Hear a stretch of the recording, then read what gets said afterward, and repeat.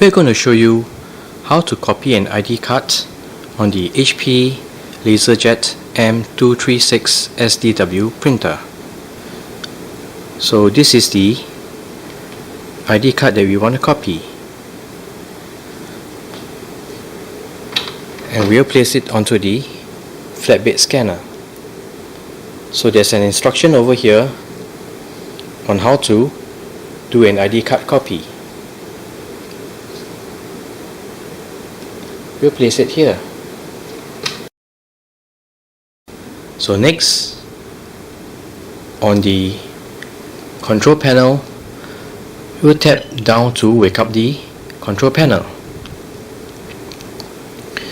Select ID copy. We need to flip the card over so that it can scan the second side. Let's do that.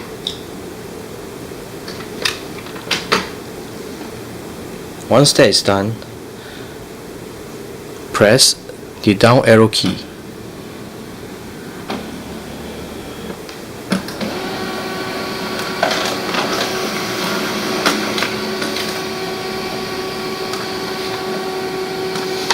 And here,